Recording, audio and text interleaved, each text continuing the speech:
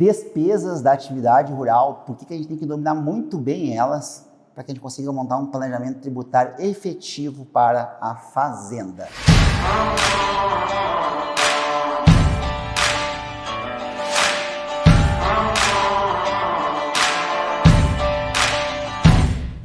Bom, pessoal, nesse vídeo aqui eu quero tentar ser bem claro, bem objetivo e prático, para que nós entendamos aqui como é que funciona a engrenagem das despesas, para que a gente possa pegar e montar um planejamento tributário da fazenda.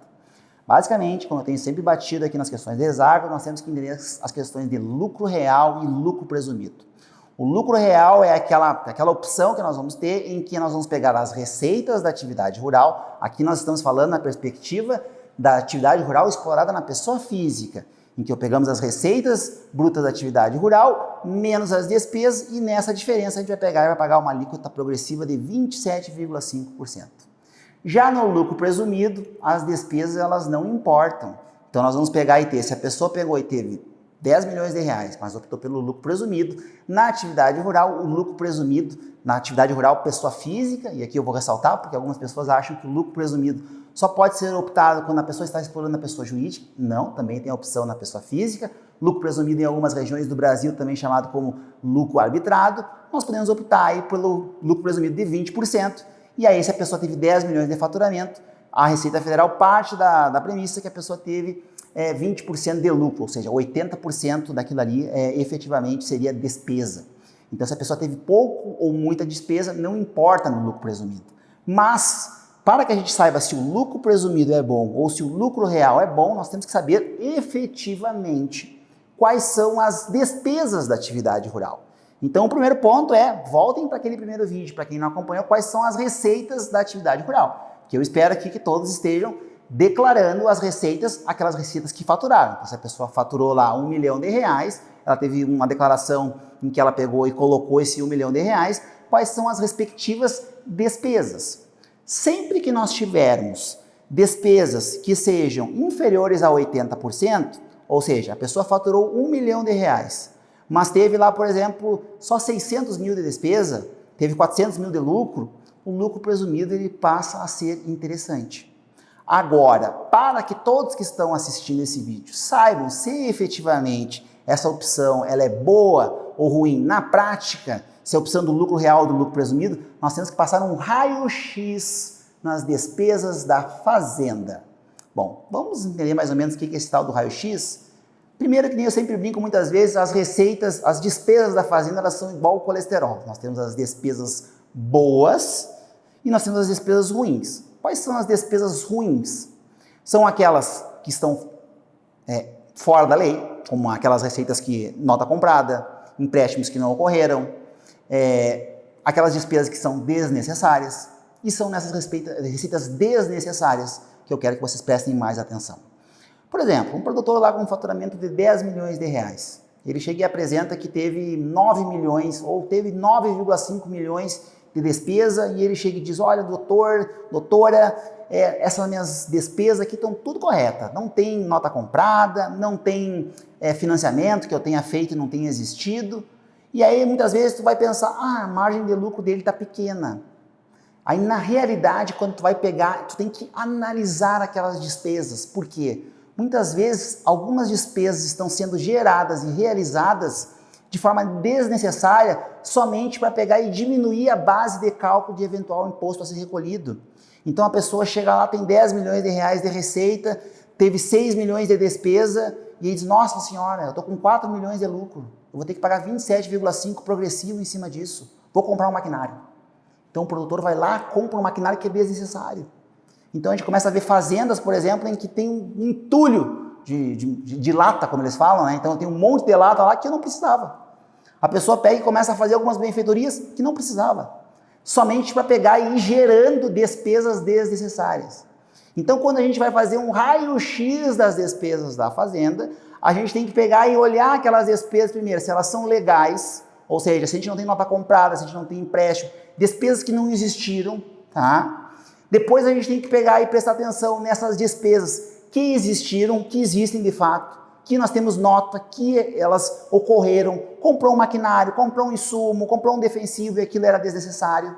E aqui a gente tem que ter isso aqui bem claro, porque quando nós vamos pegar e apresentar uma solução para o produtor, nós temos que saber quais dessas receitas e despesas nós estamos lidando. Como eu mencionei no vídeo da receita, em que a gente tem que dominar quais são as receitas que nós temos da atividade, para que a gente possa administrar o remédio correto. Da mesma forma é a despesa. Quando nós estivermos trabalhando ali com receitas, com produtores que estão gerando despesas que não existem, que são ilegais, nós temos dois contextos. Primeiro, é um produtor que corre um risco de pegar e ser autuado pela Receita, então a gente tem um passivo oculto, em que é oculto para a Receita, mas não é oculto para o produtor, que tem um custo, comprar nota e esses mecanismos, e está cada vez mais difícil, tem um custo para o produtor. Esse vídeo está sendo gravado em agosto de 2020, talvez em 2021 já não faça mais nem sentido isso, porque as notas eletrônicas podem ter entrado com tudo, mas a gente tem esse contexto que se tem. Essas questões dos empréstimos ainda faz sentido em 2020, que não existem, né? Muitas vezes a filha que ganha 2, 3 mil reais ali como residente em um hospital empresta 3 milhões para o pai para pegar e gerar uma despesa. Então saber quais são dessas despesas. Depois, ainda nessas receitas que eu considero elas maléficas, elas são necessárias ou elas só foram criadas, foram realizadas para pegar e diminuir uma base de cálculo para um problema tributário, ou seja, a ausência do trabalho de um tributarista e de um contador especializado nas questões rurais está pegando e gerando a necessidade da pessoa pegar e ter que estar, muitas vezes, gerando uma despesa desnecessária. Então, nesse ponto, a gente tem que pegar e entender. E tem também um terceiro tipo de despesa que eu considero ela muito maléfica, e talvez mais maléfica do que essas duas que eu mencionei agora, que são aquelas despesas não faturadas. Olha só, é aquilo, o produtor que muitas vezes fica pulando e procurando onde pode para achar uma despesa, que são aquelas despesas que existiram, mas que não foi emitida nota. Então a gente pega fazendas muitas vezes que tem, sei lá, 10 milhões de reais de faturamento, 1 milhão não tem nota. Como assim? É aquela despesa que ele contratou um advogado para resolver uma coisa da fazenda e o advogado não emitiu nota. Então aqui eu dou um puxão de orelha dos advogados. Todo serviço jurídico destinado para a atividade fim da fazenda pode ser abatido como despesa. É aquele contador que não lançou nota do seu serviço contábil. É a questão da mão de obra, que nós temos um problema gravíssimo, em que muitas vezes salários que a gente vai pegar e já passam da faixa dos 2 mil, boa parte é pago por fora com o produto da fazenda, com boi, com gado, com saca de soja, com saca de milho, e não é emitido nota. E aí, ou seja, efetivamente, contabilmente, nós vamos encontrar uma saída, efetivamente, que a gente teve de despesa. Mas a gente não tem uma nota, a gente não foi faturada aquela despesa, não tem como comprovar ela. Ou seja, muitas vezes nós temos que pegar e estar fazendo a aquisição de maquinários que eram desnecessários para cobrir uma despesa que existiu. Então a pessoa teve lá 10 milhões de reais de faturamento, teve 6 milhões de despesas, mas ele tem só 5 milhões que tem nota. Ou seja, na verdade, para fins da Receita Federal, a margem de lucro deste produtor é de 50%. Sendo que na realidade é 40%, porque ele teve mais 1 milhão, né? Só que esse 1 milhão não foi emitido a nota. O que é o problema que nós temos aqui quando a gente começa a buscar soluções? Quando a gente começa a migrar para etapas que a gente tem que trabalhar em algumas fazendas, em ter uma operação já 100% da pessoa jurídica, nós temos que ter uma contabilidade em que acompanhe isso. Na pessoa jurídica não tem essa margem para pegar e ter despesas não faturadas. Tudo tem que ser muito correto. E não só na pessoa jurídica, a partir da implementação do livro caixa digital do produtor rural, que já em 2020 foi obrigatório para produtores com faturamento aí superior a 7 milhões de reais entregar o livro caixa digital, é uma realidade que em 2021 e nos anos seguintes vai pegar e aumentar cada vez mais a exigibilidade para produtores com um faturamento menor. E o livro caixa digital do produtor rural aproxima a escrituração contábil do produtor que explora a atividade na pessoa física para aquele que explora na pessoa jurídica. Ou para quem está acompanhando esse vídeo aqui de curioso, que é mais do tributário aí, empresarial, aproxima-se cada vez mais a escrituração da atividade rural, a escrituração contábil, da atividade empresarial normal. Então, o que é a questão que surge? Essas despesas não contabilizadas e não faturadas começam a pegar e aparecer mais aí no horizonte do produtor e da receita principalmente. Então, entender a natureza dessas despesas. Então, quando a gente tem que pegar, e voltando aqui para o começo do vídeo, saber se é lucro real ou lucro presumido, a gente tem que ter em perspectiva quais são as receitas faturadas do produtor, quais são todas aquelas receitas que eu já mencionei no vídeo. Quem não assistiu, assista o vídeo da Exagro sobre as receitas. E depois de nós pegar e entender quais são as receitas, quais são as despesas.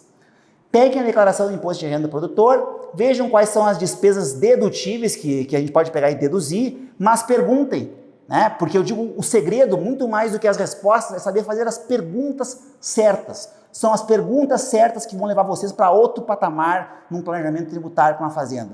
Efetivamente, quais foram as despesas, qual é o maquinário que foi adquirido, qual foi o implemento. Outro ponto que você tem que pegar e observar, acompanhem como é que está se dando a evolução patrimonial do produtor. Muitas vezes a gente está acompanhando declarações de imposto de renda que a diferença entre receita e despesa é mínima, mas a evolução patrimonial está crescendo 20%, 30% ao ano. Nós não estamos aqui, a Escola Superior do Agronegócio não é uma escola da Receita Federal, muito pelo contrário.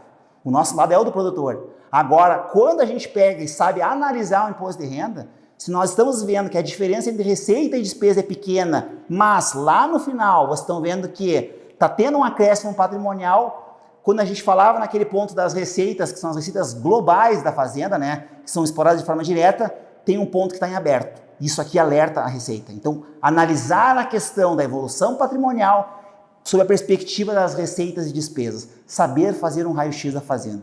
E como eu falei no vídeo anterior ali sobre a cidade de Londrina, em que ela pegou e virou a chave do Rodrigo, e a partir dali de muitos alunos e produtores que acompanharam os cursos, saber analisar a engrenagem completa da fazenda e quais são as despesas torna-se essencial para a gente pegar e realizar o nosso trabalho. Espero que esse vídeo tenha feito sentido para vocês, como eu já falei nos outros vídeos. Compartilhem para quem vocês acharem que é necessário, que vai pegar e ter algum impacto. E curtam e acompanhem nosso canal, porque é a melhor maneira de vocês pegarem e receberem todas as atualizações, porque só assim nós teremos um agro mais forte e estruturado, pelo menos da nossa perspectiva, e que eu bato sempre aqui, de conhecimento prático e aplicado de direito, contabilidade, gestão e administração depois da porteira. Um forte abraço e muito obrigado.